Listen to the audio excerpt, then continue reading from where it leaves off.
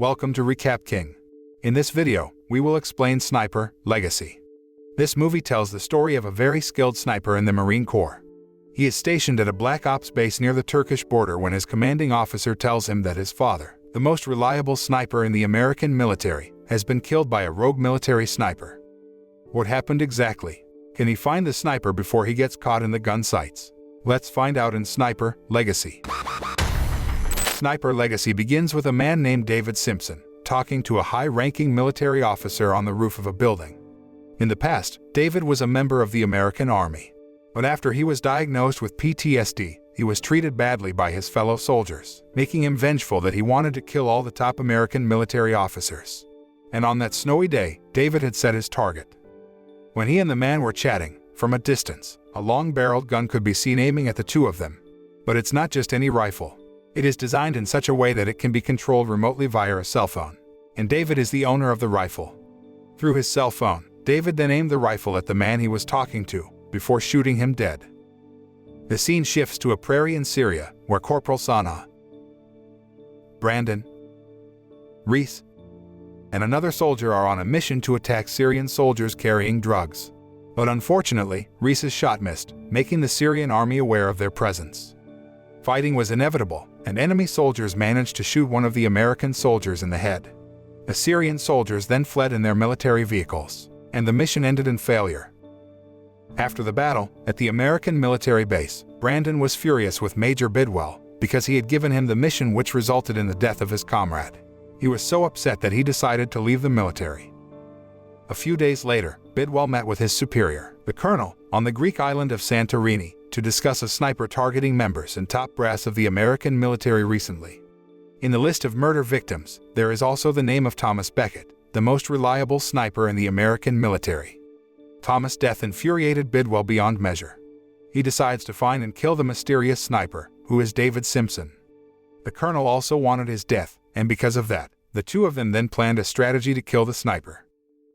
The scene then switches to a bar, where Brandon and Sana are talking about Brandon's resignation, before he reveals his reasons for being a sniper to her.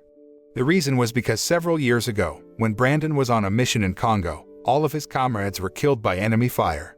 And that finally motivated Brandon to become a sniper who could knock out enemies from a distance.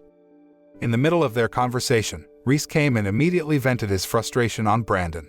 He insisted on forcing Brandon not to resign because they still had a mission to complete. However, Brandon has made up his mind, refusing Reese's invitation.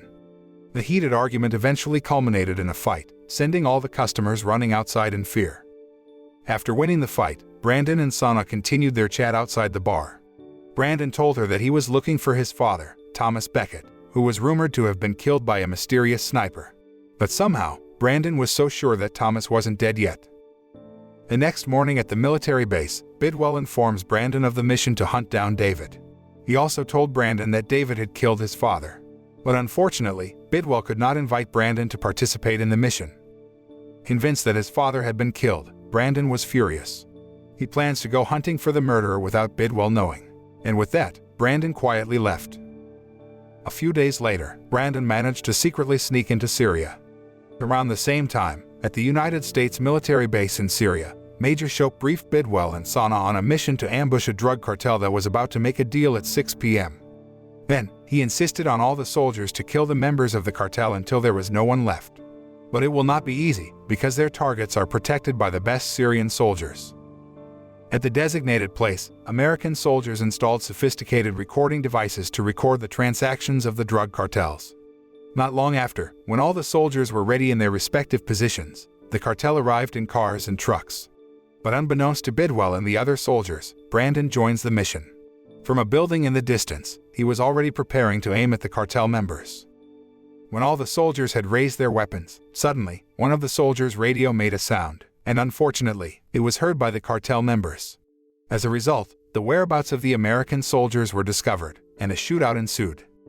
The battle took a heavy toll on the Syrian cartel forces, and Brandon was shooting many enemies stealthily from a distance.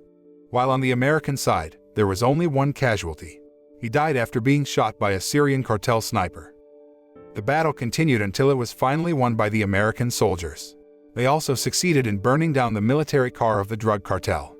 But not long after the fighting stopped, a sniper suddenly shot Shope right in the chest. The sniper turned out to be David, and in fact, it was David who had lured them to the place so he could kill them one by one. When David was about to shoot Brandon, suddenly, someone shot David in the shoulder. The shooter was Thomas, who was apparently still alive. With an injured shoulder, David then rushed off into the woods, followed by Brandon, who chased after him. Thomas, Bidwell, and Sana also went into the forest to catch David. To make the search easier, they decided to split up. After the sun came out, Sana got a surprise attack from a female sniper. They then exchanged gunfire and demonstrated their respective self-defense skills. In the end, the fight was won by Sana, who managed to shoot the woman while she was under pressure. Elsewhere, Bidwell is attacked by a Syrian cartel, but he easily beat the man before tying him up. The scene then switches to Brandon, who finally manages to find David. However, Brandon is still not experienced enough to fight David. Although he managed to give fierce resistance, he was beaten to a pulp with his own rifle. After that, David left the exhausted Brandon. Shortly after David disappeared, Thomas appeared before Brandon. No doubt, Brandon was shocked when he saw his father, who he thought was dead. Bidwell, Sana, Thomas, and Brandon are finally reunited, followed by Reese's arrival. They then went on a hunting mission for David, across the sea to the island of Santorini, Greece. On the ship, the five of them talk about David's origins and why he did all that. Thomas then told them that David was his friend when he was still in the Marines. The next day, Thomas gave his beloved rifle to Brandon, before they finally arrived in Santorini.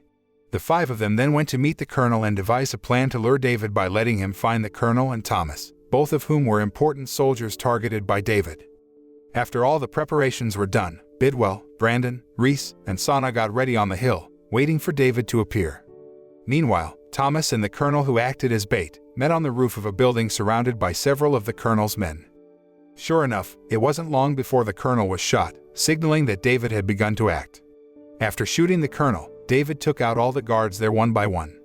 Bidwell, who knew David's position, took aim with his rifle, but his shot missed because the distance with David was very far. On the other hand, realizing his position was in danger, David immediately fled. Wasting no time, Reese chased David up the hill. But when he got there, he had trouble finding David, who was hiding in the bushes.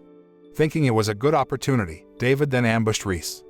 Seeing Reese in danger, Brandon actually wanted to shoot David straight away.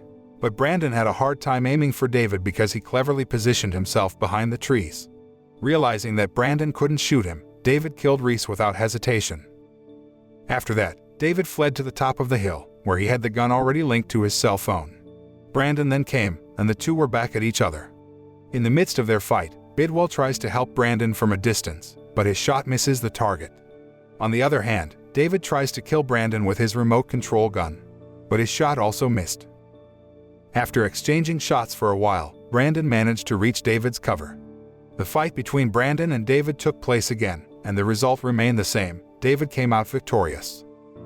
Meanwhile, Thomas has reached the top of the hill, where he then manages to take control of David's rifle. When David was about to shoot Brandon, Thomas first shot David's hand, severing his hand. And before David could escape, Thomas threw another shot at David's head, killing him instantly.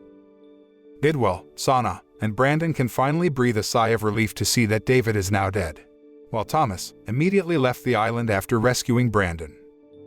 At the end of the film, it is shown that the colonel is still alive. He only suffered a gunshot wound to the hand. That means David lost badly. Apart from being killed, he also failed to kill his target.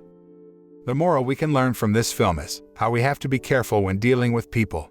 If we mess with the wrong people, like David for example, that person can do things that are beyond our expectations.